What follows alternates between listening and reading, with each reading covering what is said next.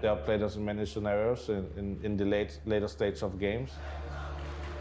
Yeah, I think the overthinking is always rough, but I learned obviously not to change my philosophy or change how I approach the game, but do small adaptations instead of like overthinking that we should copy the best team in the world and play one-to-one like them, but rather find our own way to the top again.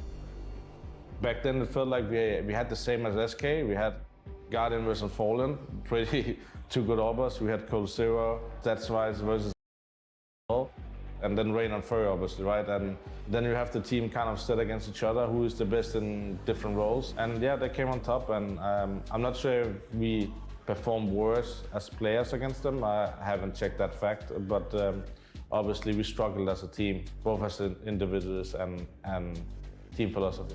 I don't think there was anything super specific about playing Carrion. It just happened that we won more than we lost at the time. The way we thought about the game was a little bit better than the way they thought, at least when we play ourselves, right? I remember I could study a little bit from their games and get a little bit of their openings, and I could break their openings with some picks here and there. And then I can't really say, like, the performance from the team was super good. The players we had at the time, they were playing their best game at their peak. Some of the best players.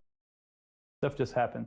Yeah, I don't think I played some of the best players in the world, and then stuff just happened. Yeah, I don't think I played too often against Luminosity in 2016. Maybe like once or twice, and obviously I didn't really stand a chance versus them back then.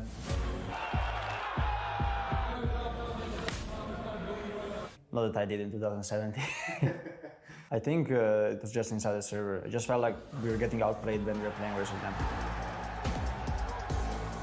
It seemed like they always like force us to do mistakes in clutch situations. I remember like we lost a lot of clutch situations, like late rounds, 3 versus 3. They always bait us out, and they just like win the clutch somehow. I think that was their biggest strength back then. When you start doing very well, it's easy to get into a routine. It's easy to take some things for granted. It's easy to not put in the exact effort you were put into the small details. We were really good, and we were first of our generation kind of a thing. We evolved the game. We needed to keep bettering ourselves, and some internal moments didn't allow history to follow that course where we'd keep bettering ourselves and keep humbling ourselves. And you hear all the time that you're really good, you start believing that you're really good. We knew in the start that the best will always make mistakes, and when we stop listening to the mistakes and just focusing on what we did right, that starts a little bit of the downturn. I think that's a little bit of every generational team, or every team that has a little bit of the best in the world in them. You're the only one that can take yourselves down, and that's kind of what we did.